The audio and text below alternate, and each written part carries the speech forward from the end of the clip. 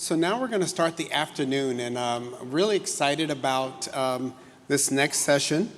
We have an afternoon panel, and Dr. Andra Blomkalns is going to moderate, and she is the Redlich Family Professor of Medicine, Emergency Medicine, and is the chair of the Department of Emergency Medicine here at Stanford University, and really excited that she took time to be with us today, and then also she will introduce the outstanding panel. Thank you.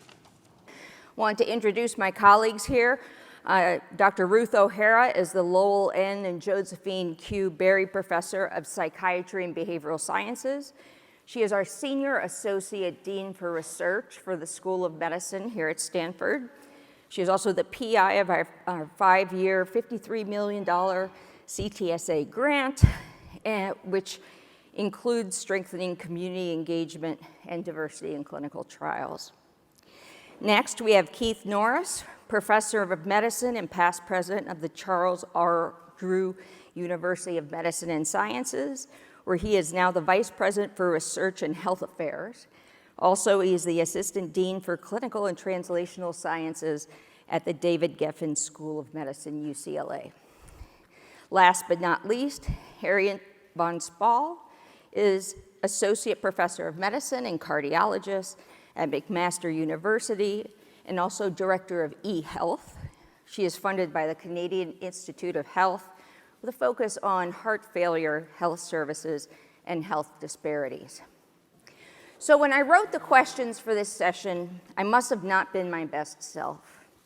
So I make a confession. In my early junior faculty period, I studied sex differences in cardiovascular disease diagnosis and treatment, and noticed obviously there were significant disparities in those studies and significant things in the large registries. But I felt like we weren't getting there, couldn't get to the details, I was missing something. So I started going down to, I'm going to do basic science research. I'm going to get down to the molecular level on these things. And got a KO8 and got back down to the lab to disappointingly notice that the first thing that happens when you have animal models on research, the first thing you do is whack all the female mice.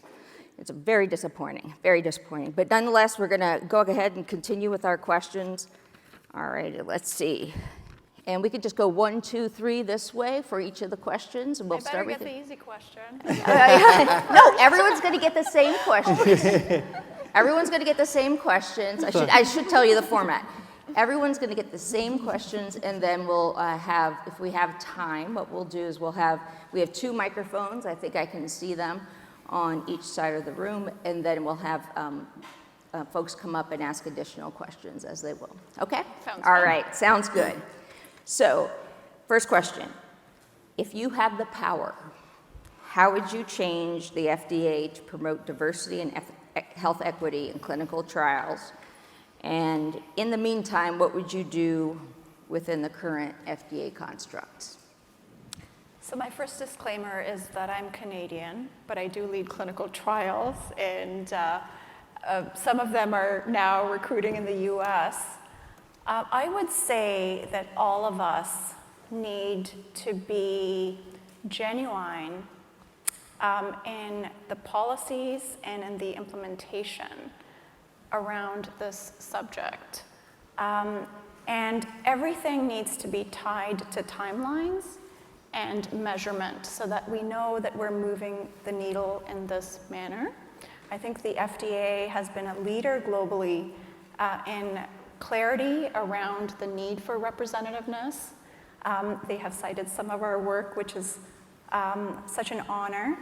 But I do think that we need to think about representativeness in early phase trials, in feasibility studies, and I was talking to Bram about this today, and that we need to be action-oriented. So not only lay out the rationale and the need for researchers, for industry partners to state their plans, but to tie in accountability and to make sure that that accountability or lack thereof is tied to approvals is tied to future funding. And so that's one thing I would do. I'm action-oriented. I want to see action. Absolutely. Keith? Well, I think there ought to be minimum standards for representativeness in all the studies. I think the investigators should be required and funded to have outreach to communities before the trials begin, to have input into how certain aspects are designed for outreach, because that plays a big role. And then there should be requirements for meeting with participants and community members to give feedback around either interim results or other things that are happening in that field, so that there is this level of education going on at the same time. And then it might want to think about, part of the issue comes down to why do we want representativeness? Mm-hmm. We've heard about it. Part is so that people feel like there's people that look like them that participate in the trial. We've heard about, there may be some genetic variation. I think that probably plays a very minimal role. The real difference that we see in groups is the level of subclinical disease from allostatic load and stress and discrimination, with increases in sympathetic nervous system and gene expression. And those differences are the differences that really lead to what we see group differences in response and treatment side effects. And so thinking about those markers would be really important, because that's what we want to do to be able to say it's generalizable. And too frequently we don't really capture those. They might want to think about adding those at least. Can I just make one point? We've talked a lot. Well, I should wait for you to answer first. Can I just make one point? Be my guest, which you are. We've talked about diversity, and I just wanted to clarify that for many trials, we're talking about representativeness. There's some conditions that only affect certain groups, and so you won't have diversity. Right. And trials that study that disease or disorder, sometimes it's a genetic condition, sometimes it's a sex-specific condition. And when we talk about representativeness, we're talking about participation in our trials that is proportionate to disease distribution. And we measure that with the participation prevalence ratio. And we will never have perfect proportional representativeness, so we give a range around that, and it's 0.8 to 1.2. So we allow for about a 20% variation, and this is very arbitrary. But you want to see people in your trial that mirror people who live with a disease. And you could think about that regionally if it's a regional trial, nationwide if it's a countrywide trial. But we also need to think globally. And really, our work has shown that 2/3 of people with cardiovascular disease live outside Europe and North America. But 92% of our trial participants are in North America and Europe. And within those regions, there's huge variation. So in the US, we see pervasive overrepresentativeness in the very rich regions, right, where all of the high research-rich universities are, but huge gaps in some of the center states and some of the socioeconomically deprived regions. So we need to think beyond just sex, race, age. Within each ethnic group, within each sex group, there's tremendous variation in socioeconomic status and in regional resources. And so we really want to think broadly about representativeness, and I will leave it at that. And I'm sorry to steal the mic for a few more No, seconds, that's okay, which then goes into resources, which we can talk about a bit later. Ruth?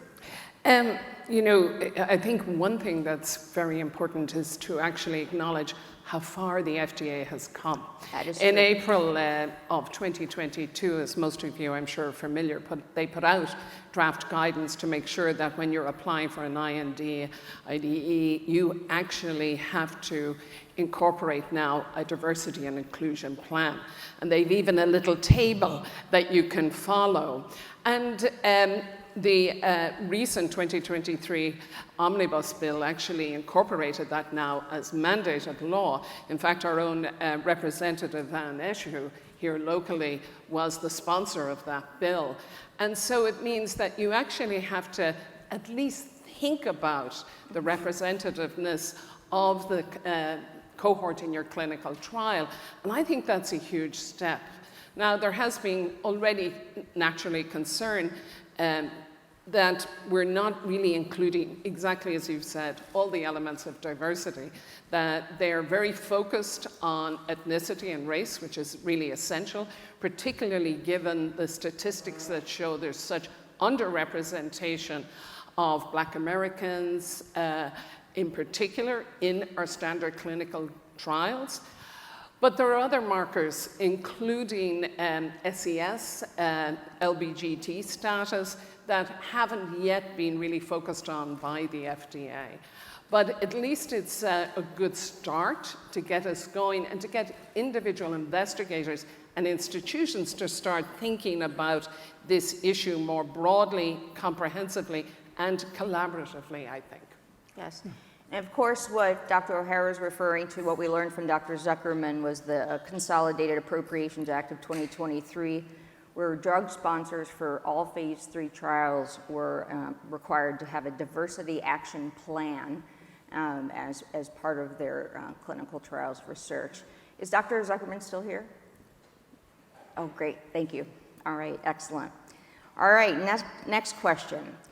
What are things that individual organizations, and I should say you as all leaders within your organizations, and also within that, investigators, researchers, and even down to the folks on the ground, research associates, can do to mitigate lack of diversity in clinical trials? Right, so our esteemed colleagues this morning touched on the issue of cultural competence, communication, thinking about your target audience when you're communicating about the trial, its goals, and getting informed consent. We talked about language. We also need to think about family structure. A lot of ethnic groups like to have family involved in decision making, so sometimes it means going back when a family member is present to talk to the patient. But I want to talk about, an issue close to my heart that institutions need to tackle better. And that is the issue of organizational culture and the way women investigators are treated within institutions. There are many fields that are not level. And this plays out in a variety of different ways.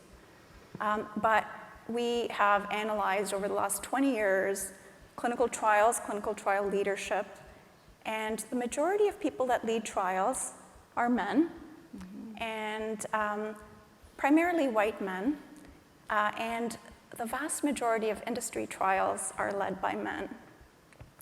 And there are many reasons why this happens, but at the institutional level, there are work environments that can be hostile to women. And women who persist and traverse some of those obstacles sometimes are meted out harsher courses. They do not have opportunities for internal funding, for internal grant support, for research chairs, and it means that it makes them less competitive in the external environment because you don't have those data sets land on you, you don't have the pilot funding to demonstrate feasibility, so you end up being less competitive. And we've certainly come a long way. I think Stanford is a remarkable work environment, but this varies across organizations, and I think institutions need to be very mindful about creating work environments that are equitable, that are welcoming, especially to women and people of color, because the intersectionality between gender, race, and ethnicity can be difficult. And so you're not getting equal opportunity. And why is this important? Beyond the human element of treating people fairly, we have shown that trials led by women, after accounting for all of the trial design factors, the type of intervention, the type of funding, the region, recruit more women participants and recruit more Black, Indigenous, and people of color participants. And it may be the way that we follow patients. Perhaps we design more patient-centered trials. Perhaps we recruit people on the ground that are better at communicating. We haven't sorted out the reasons why. And it's not to say that men don't do a fabulous job, but we really need to give everyone a fair chance. And this needs to be hammered out at the institutional level, where there are far too many obstacles, and the climb is steep.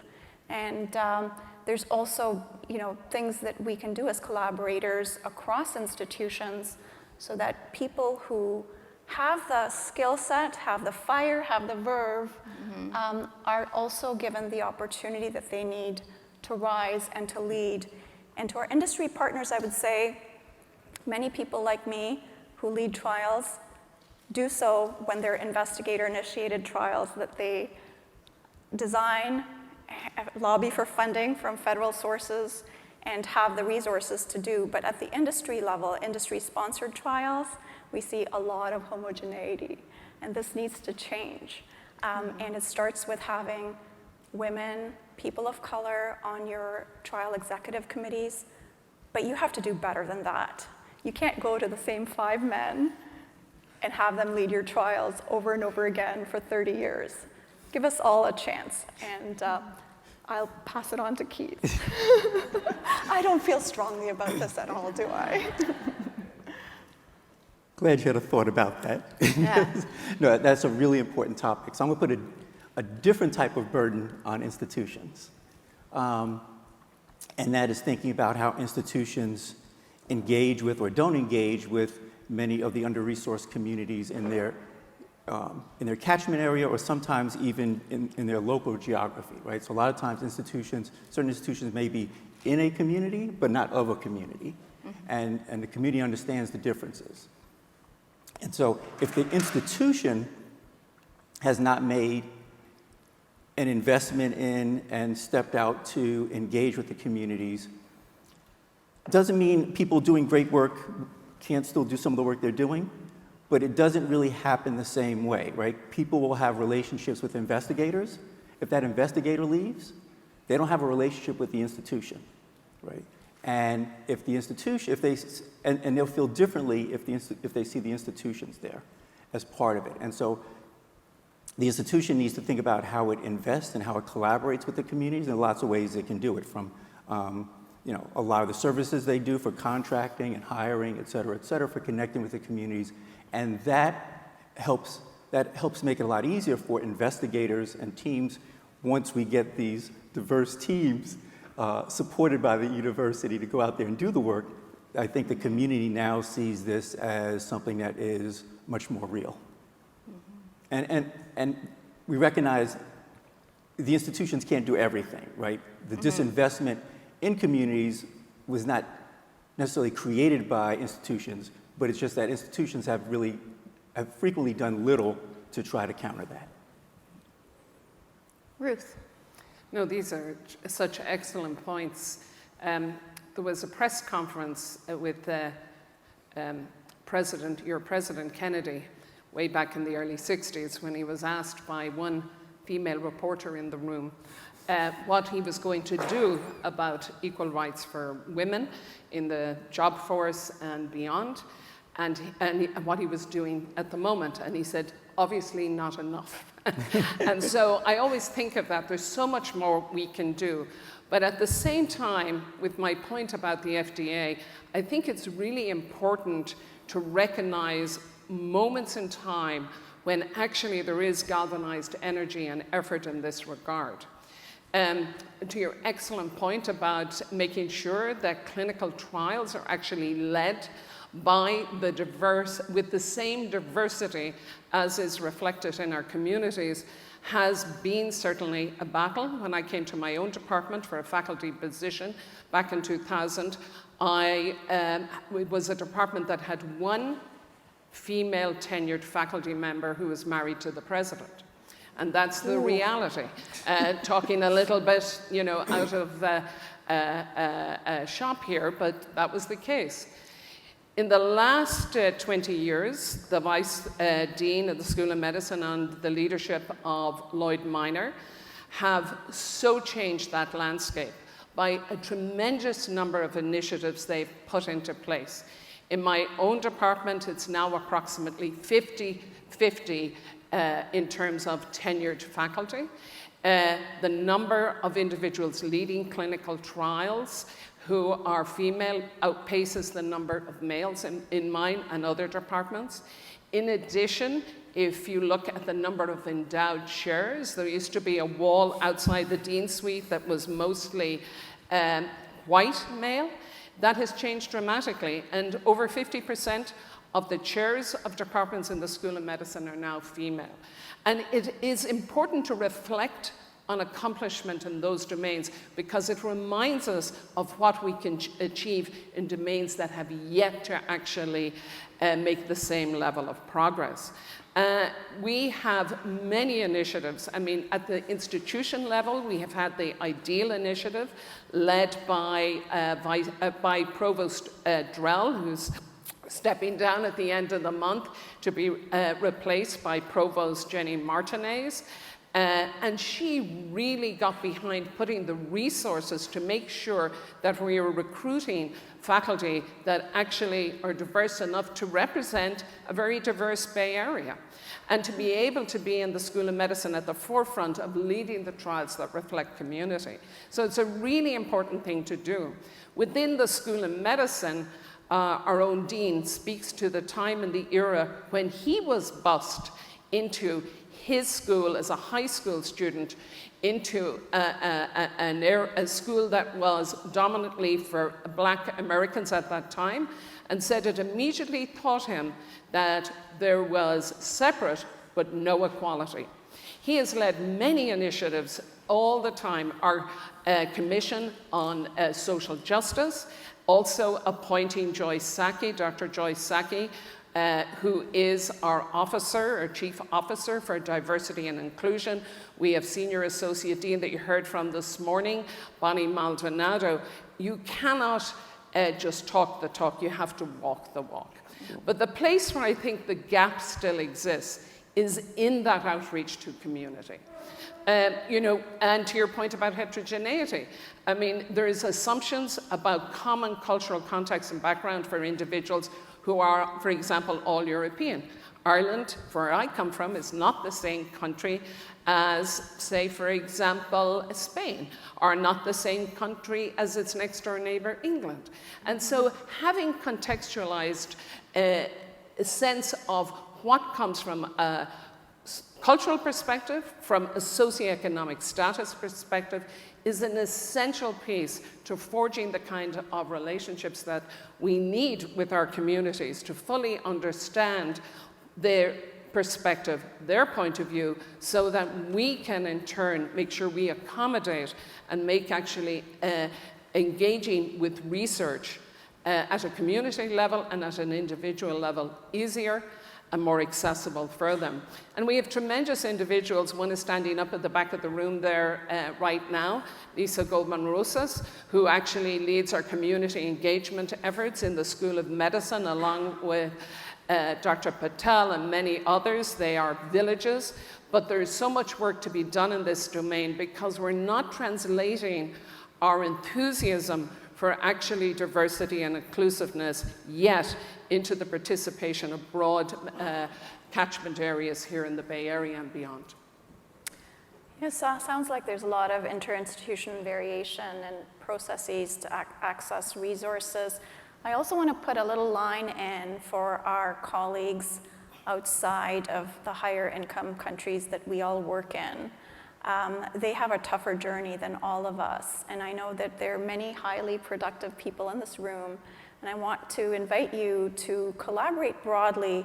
We've shown that less than 0.3% of all clinical trial participants in cardiovascular sciences are from Africa, which has a high burden of cardiovascular disease. Less than 0.1% of people who are listed as co-authors on clinical trial papers are African investigators, and they recruit a lot for other countries, but don't get the credit. So part of what we are all called to do is to create capacity within our institutions for people who are left behind, but also to think about the world and the huge gaps in research knowledge, research capacity, and resources, and do something as individuals.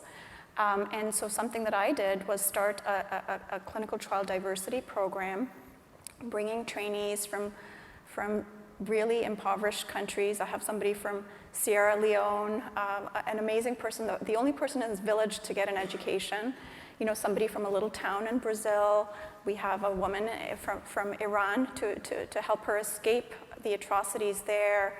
And they're all coming and training with me to lead clinical trials from start to end. They're involved in this work. So even us little investigators can do things to help this space, to create capacity so that they can go back and lead trials, asking questions that are meaningful to them and their people, and build this research world that is so homogenous, even though some of us are diverse within it. Globally, it's still a very homogenous world.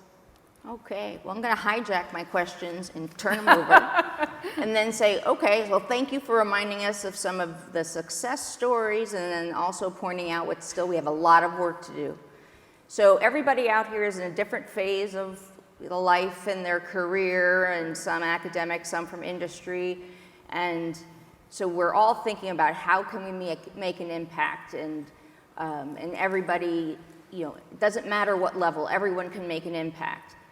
But without doubt, this is going to require more resources. And research is tough anyway, right? Goodness gracious, it's tough anyway.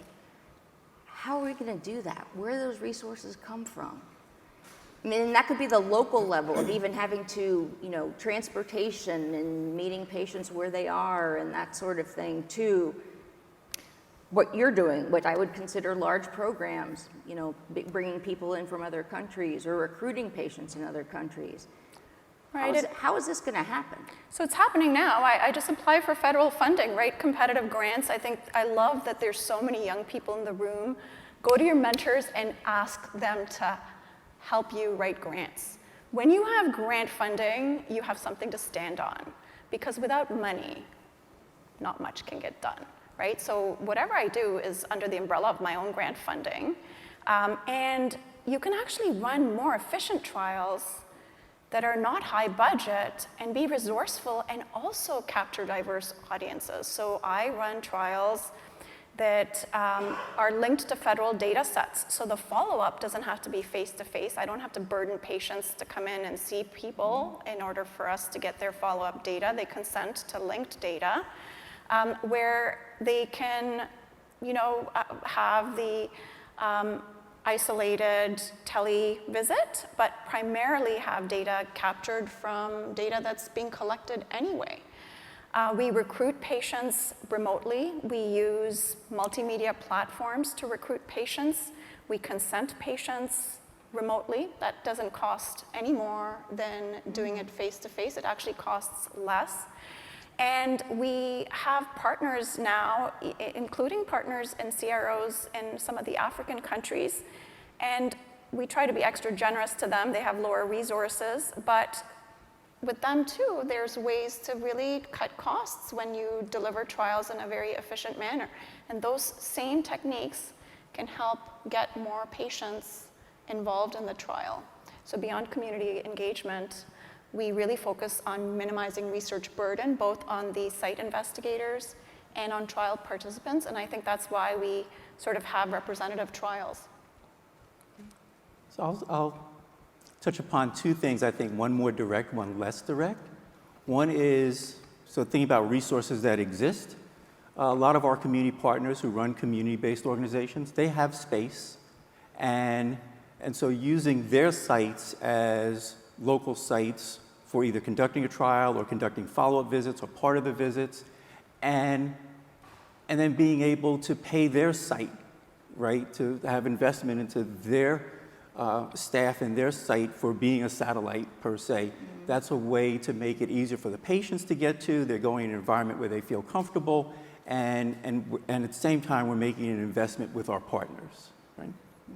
So that's one. The second, and I guess the last I'll mention is a project we started when I was at Charles Drew University. It was actually my late community partner, Loretta Jones, how we worked was she would come up with a great idea, I would try to make it happen, and then I would look like I was doing something, right?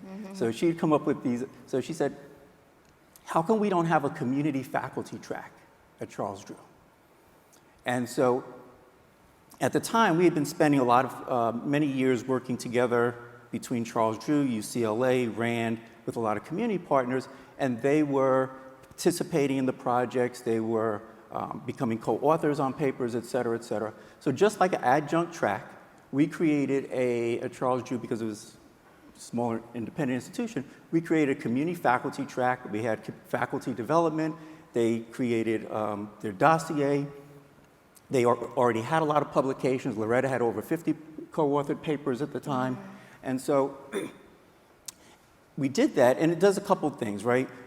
Since then, they co-teach in with the clinical scholars and fellows at UCLA and at Charles Drew. But we have people who are running organizations.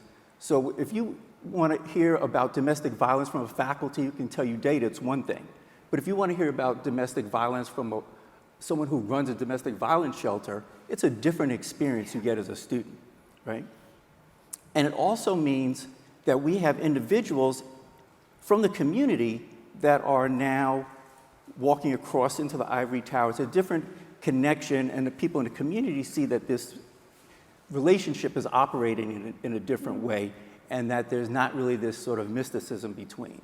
And so I think that's been very powerful for us as we now get more engaged in clinical trials, because we have a lot of people who are now on both sides of the fence, and I think it opens doors a little more and makes it a little more comfortable for people to feel like they could engage and connect. Ruth? Yeah, I totally agree, and I think we have to come as an institution and our clinical trial portfolio to the community, not the other way around. I mean, we can have tremendous engagement to our community engagement enterprises and initiatives, but we also have to make those trials accessible where patients live. So slowly, very slowly, we have started to open up parts of the community here through the Bay Area that have clinics with Stanford, including Tri-Valley, to actually bring trials out there. We are also working with some of our networks, our pediatric networks. We work closely with El Camino Hospital. And we need to actually move out into the areas where people can have immediate access and are feeling that as part of their interaction with their clinics, that those trials are available. Now, it speaks to one of the issues. We were able to actually move on the Tri-Valley front to bring clinical trials out there because of COVID, which is a very sad thing to say. COVID showed us we could do so much, and it seemed extremely unfair not to bring clinical trials and vaccine trials out to Tri-Valley, out to our clinics, to our networks, and we started to do that. We have done approximately 10 trials, and the reason is one of the biggest barriers, I think, is bureaucracy. We are now overly regulated. Everything takes permission. We need, I think we have a 40-page form where the checklist has to be checked off. And these are some of the barriers that I think people in their day-to-day lives as clinical trialists face. And I would recommend, if there's one thing investigators can do, is tell us where those barriers are for you. We can only see what we see in our own roles, but there are multiple barriers. We have had a huge amount of focus through consenting on a fear of coercing people. So not offering enough funding that it would mean that somebody is participating in the study because they have, they're poorer and they need that funding. But the irony is that very quickly can become its own way of discouraging and actually discriminating against individuals for participating.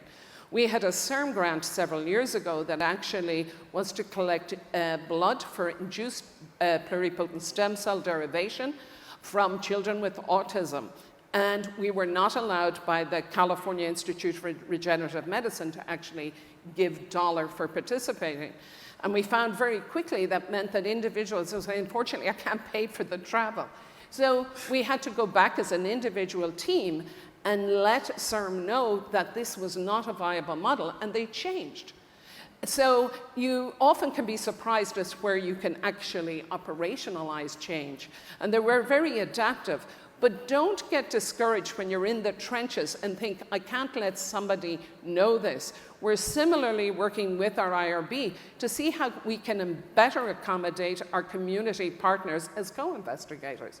None of these things are easy, but they are things that we have to do. They're also not the most exciting thing, but we're getting increased recognition, particularly for our junior investigators, that when they engage in this kind of process, they get credit for that if they make sure to document it when they come up for promotion.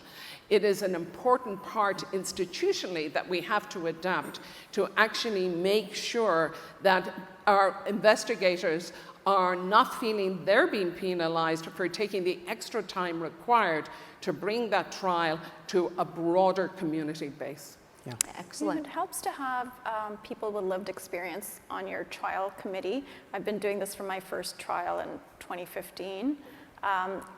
And to have them co-design the trial with you. So they select some of the outcomes, some of the follow-up processes, and help me work through some of these logistical issues, because understandably you don't want to pay participants to be perceived as bribing them, but you want to cover their costs. And people with lived experience who have the disorder, the disease, who know the journey, who know what it's like to be in the healthcare system, know way more than I do.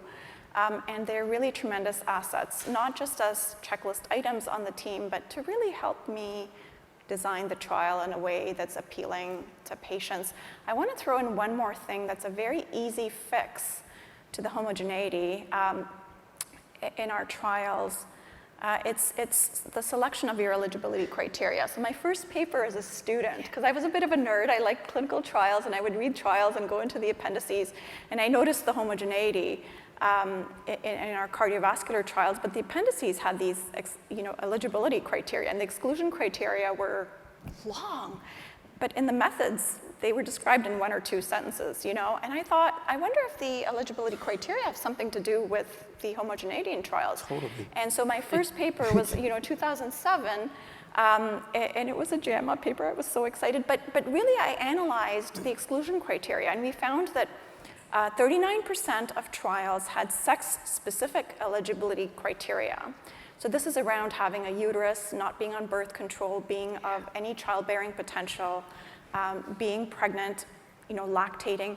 And even trials like recreational exercise trials excluded women on the basis of the potential to become pregnant, which made no sense. So then I looked at each trial individually, and we developed a justification scheme. And the vast majority of these exclusion criteria were unjustified in the context of that disease, that intervention, and all the preceding data on the intervention. So we have published justification scheme that you can use, because we have subsequently shown that sex-specific exclusion criteria are independently associated with the underrepresentation of women in clinical trials after you adjust for all of the environmental intervention trial factors. And the vast majority of those exclusion criteria are unjustified. And when you think about it on the ground level, do you really go to women like me and say, are you on birth control? Do you have an intact uterus? No, you just avoid people like me probably, right? And that's how it plays out. So women are not approached. There may be issues around consent as well, which we're exploring, but excluding certain common comorbidities may propagate the underrepresentation of certain ethnic groups. Chronic kidney disease, liver disease, unlikely to follow up. Patients who have a tough journey in our healthcare system, who are treated badly, who may miss appointments, are deemed uncooperative, unlikely to follow up, and so excluded from trial participation, because it's easier to do that. And that excludes certain groups, certain demographic groups, certain ethnic groups. And so we have to really design trials and think about every criterion. And is it really needed? And if so, is it justified? To really be thinking about not just representativeness, but also social justice, because there are benefits to trial participation that we deprive many groups of. And we need to be better than just meeting FDA or NIH or CIHR checklists. We need to think about the people who suffer and who need us and who we need to be there for. And that plays out in our trial design. And Yes. when we exclude those individuals, we then approve the drug and say the drug is approved for you. Yes. Right? Because no one sits back and says, let me just check all these inclusion-exclusion criteria and see if you were one of the people who would have been eligible to be in this study.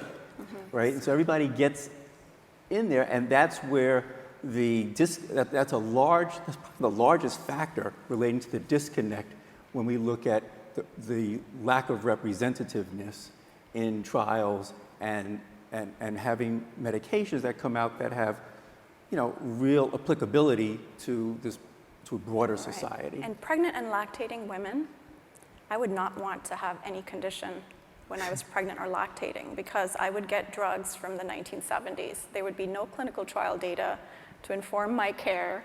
All of the evidence in our guidelines around pregnancy and lactation is level C. So it's a crapshoot, and that's a bad word. But we do large segments injustice, So you'll see that being a moderator for highly intelligent and talented people is difficult. You'll note that the question that was actually posed was about resources and reaching people for clinical trials. I'm not sure what question's being answered at this point, but I'm very grateful because the answers sound fantabulous. We're just chatting. I clearly heard her talk about the resources related Okay, yes, to inclusion and exclusion criteria. Yes. No, wonderful, wonderful answers. I'd like to get 2 more questions in beforehand. We'll start with Ruth this time. We have some industry partners here in the room. I think industry funding, and I was going to go back to the resources and then something happened. I wanted to say, what is the responsibility and what can we ask of our industry partners in this to help us move this mission forward? Well, this comes back, I think, at the moment to some of the sort of administrative and bureaucratic burden of regulation. We had in the height of the pharma and academic interactions some really bright red lines put in that have made collaboration sometimes more tentative.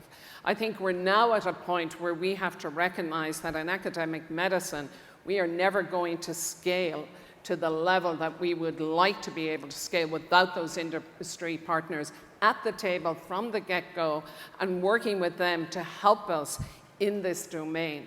And there are many industry leaders who are actually very motivated to be partners with increasing diversity. And I think now is a particularly important time to try and revisit some of the sort of institutional and federal barriers to having more seamless interaction so that we can partner with them in this domain because they're vital partners for us. Excellent, Keith. Yeah, I think that's a great point, particularly some of these barriers, right? So everybody says, we really want you to partner with industry. We want you to partner with industry. Let me see all your conflicts with industry. You can't do that. Exactly. Right? Yeah. So that's one thing. But I think particularly thinking that partnership bidirectionally, as industry is coming out, a lot of times trials come out and they've been developed and they come to academia, they come to large practices that are doing trials, and they say, here's the protocol. Yeah.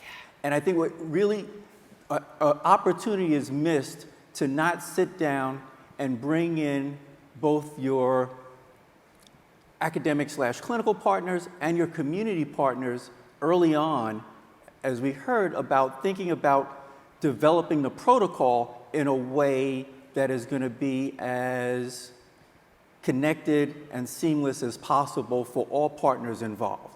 And I think if that work is done up front, it will make for a much more exciting and a much more effective and more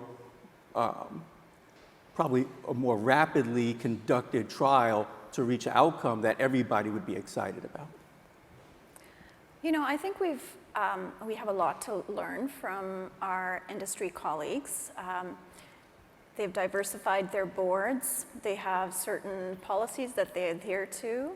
I would say areas of gains that are potential gains would be in the clinical trials groups, you know, diversifying the steering committees, because there's certain things that people think about that others just don't. Why lose the potential of so many people who are skilled and who could add insight into your trials? And in doing so, we have shown that when there are diverse people on your committees, there are, you know, many gains, both within the trials and in the future. Those people go on to mentor more diverse people who have higher impact publications. So you're strategically building a diverse workforce that will help your trials multifold. And I would say, think about the eligibility criteria in clinical trials. It's very verbatim, and it's a very easy way to have more generalizable evidence. And when we say generalizable, we want to make sure that the treatment effect and the adverse event rates are applicable to people who live with the disease, and that subgroup analyses can be meaningful. So if you don't have balance in your subgroups, you won't have statistical power to meaningfully test for effect modification. So even if you show there's no difference in subgroups, it may not be because there's no difference, it may be because you just lack the power. So I think those are sort of some of the things you can do as industry partners to ensure that trials are more representative. Excellent, thank I'll you. just add one, as I thought about from the first FDA question, what the FDA could do. One, because there's a struggle between, right, in drug development, having a very clean profile of participants so you have the fewest side effects possible to get approved versus, and to meet what the FDA is looking for, right? As a nephrologist, we do studies on patients on dialysis, like every side effect every day, right? And so the side effect profile looks horrific, but there's no difference between the groups. And so somehow we have to think about how the FDA can be a better partner with industry around this, because it's one thing for us to say, we want you to think about having broader participation of individuals, but they may have comorbidities, they may have a higher side effect profile there. You know, we may have to think about what the efficacy may be, but that's something also, they're looking at that at the same time as what's the FDA going to say when we bring this data up for approval. You were asking about resources, and really a very efficient way to meet all of these needs is to have pragmatic criteria that will allow you to test for efficacy and safety in a meaningful way, but also preclude the need for this phase 4 prolonged period of waiting to see what the adverse events are in real-world patients. That, in fact, delays implementation. And we have such huge gaps in implementation following every trial that one way to sort of address all of the needs in a resource-friendly way of having explanatory trials that test efficacy and safety, but also generalizable results and precluding the need for a prolonged observation period would be, think implementation, make some elements of this explanatory trial a little bit more pragmatic and save costs overall, and then proceed to implementation with a shorter lag time. Yeah. Excellent. So at this point, we'll reserve the last few minutes for questions. We have 2 microphones on each side. Please go up and ask your question to those, because we are recording this. Please, sir.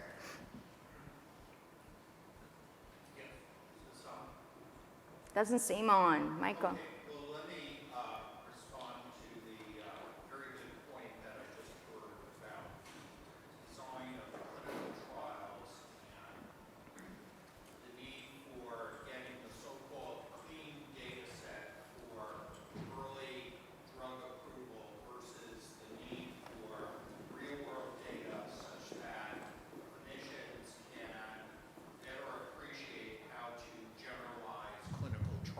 results. The good news is there is that balance that has been well stated. The other good news is that there's no FDA regulation about trying to do both. And if my counterpart, Dr. Norman Stockbridge, was here from the FDA Center for Drugs, Cardiorenal, he would be pushing the exact idea that was just enunciated, to do a more inclusive cardiovascular drug trial where you predefine that specific data set where alpha and statistical tests are allocated, but you allow for that wider enrollment of patients to see generalizability. Unfortunately, we've gotten into the usual circumstance where we do this same old. But certainly in the post-COVID world, we all recognize that things have to change.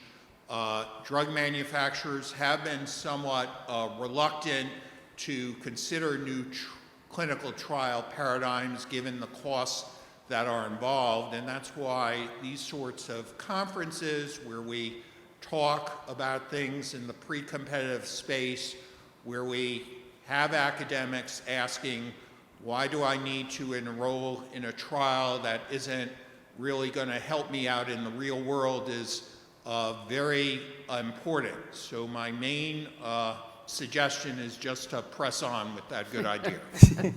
Awesome. Great. We have another question or comment? It's more of a question, because some of the comments, refer to what we're doing now is community-based research and moving that along to community-engaged research. But I think that from my point of view, the gold standard would be trials that are community-driven research. So asking the community what are the important questions, and perhaps some collaboration between the FDA and the EMEA and other agencies so that a global approval for a drug can be given when there is a proper representation of communities where this drug will be applied. So I think that's a great point. When I first got engaged in doing community work, community partner research, et cetera, my goal was, I said, I feel like my goal will have been accomplished when community comes to the door of academia and tells us what research is needed. And when that happens, that's when we really reached, this mini nirvana or whatever. Because right now, we come up with all the projects and we go out to the community and we rarely ask, what are the real problems? Because there are many levels of nuance that we're unaware of because we're not there each and every day, and they understand it. And so part of the community engagement in my mind is making sure that we can educate and give a certain level of nuance and sophistication to our partners out there so that they have both the confidence and understanding to come back to academia and say, screw those, what we need are studies to look at this, this, and this. I think, can I just say that works for certain types of trials, health services trials and trials that are probably broader in scope than some of the very explanatory trials that some of us lead. Trials to do with drug innovation and development, for example. But there are ways in which you can have both, right? Pull people in through broad platforms. We also have to be mindful that the community members that are actually engaged in research are also a small segment of the entire community. I find that when I'm seeking people with lived experience on my trial committees, I'm getting highly educated people of a single demographic, and I have to really work at making sure that I also include the voices of those who are always left behind. So there's that special effort, and I'm not sure what experts here who do this for a living have as tips and tricks. I would love to learn. how to engage broad segments of the community and not just, I find in every group there's 3 or 4 or 5 people that are engaged, and you go back to them for more and more. And then how do we reach and build capacity in all of these states where there's no clinical trial infrastructure? What are we willing to invest in bringing those communities in?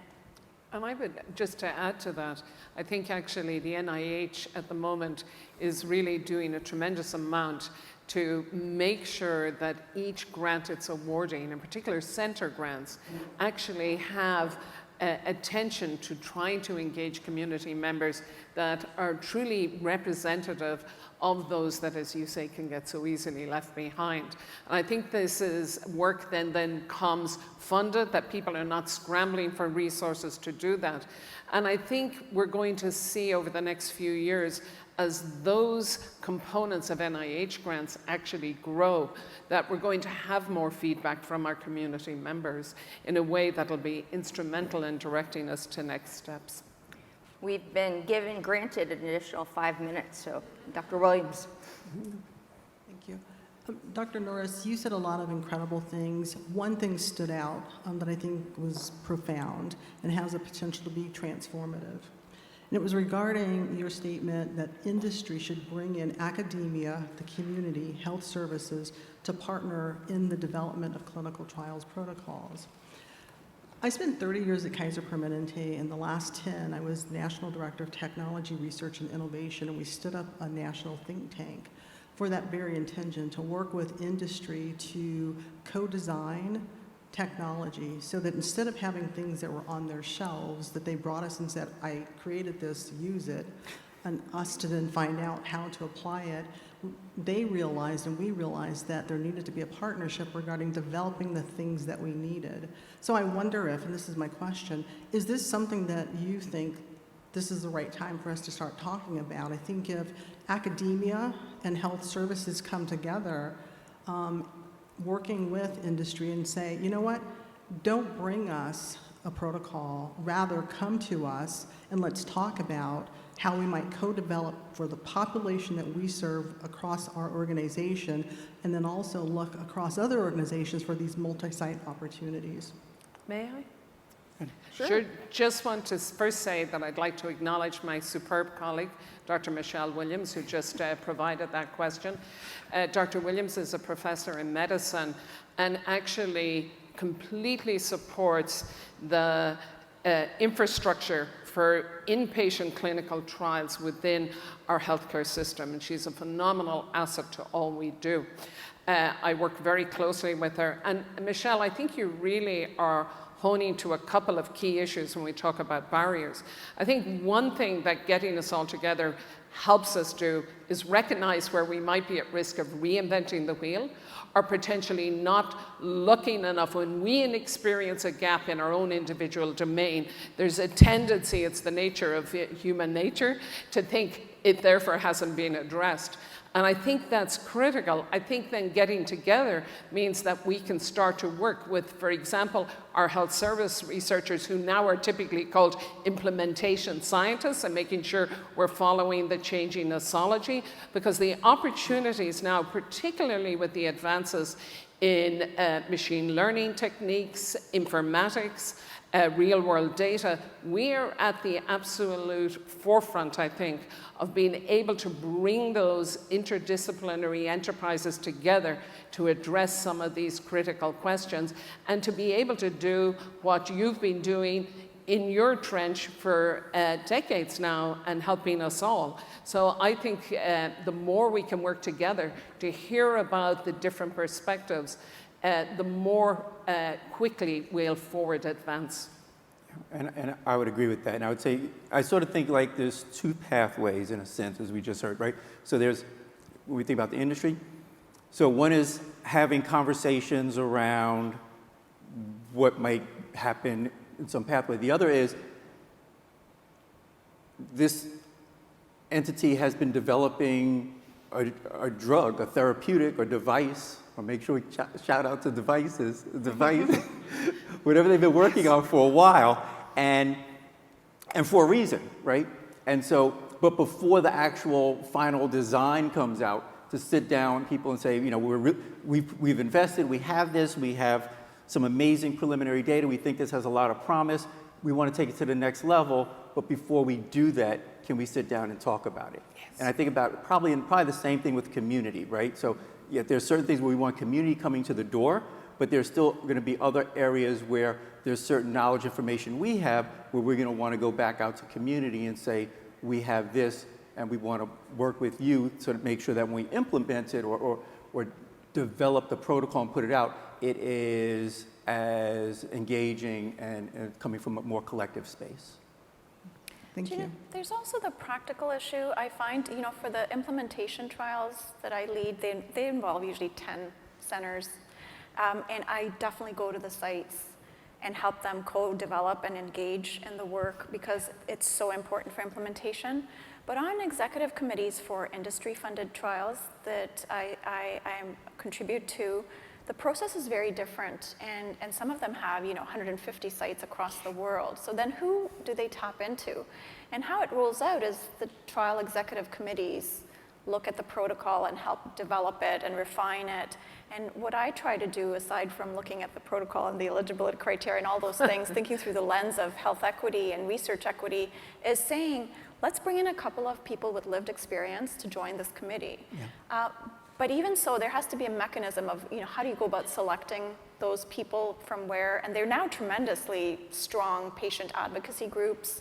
But typically, it's sort of the CEO of that group that will be on all of these trials. So again, within every area, I find that there's this selectiveness. And how do we go about selecting broad voices that actually add to what's already on the table? I don't have the answer for that yet, but it's an important consideration. It's different. I think multi-country, multi-center trials run in a different way than some of the smaller trials we lead that involve a few countries, where it's easier to engage. What are your thoughts on how do you go about engaging communities? Which community would you pick, you know, and which country? I'm going to let him answer first. The communities that are the hardest to reach are those whose input is needed the most. And it goes to your point of, you know, let's not go to this, hit the easy button, go to the people who are easy to reach and are on so many other trials. And let's do the hard work of trying to reach, you know, those who we could not recruit in the past, because they represent populations that are eligible for this trial. And you know, so I think those are the communities whose input is needed the most. Right. And we want some individuals, but it's tougher for it, right? Because the more sites you have geographically, and then it's like, well, how do you have representation from this community and that community, and you know, so that's a tough challenge. Yeah. Right? But we do, as you said, we do want people who are not necessarily always the CEO of the community organization. We're being escorted off the stage. I'm afraid we're out of time today. Thank you for joining us. Please, a large round of applause to our guests here today. Thank you for having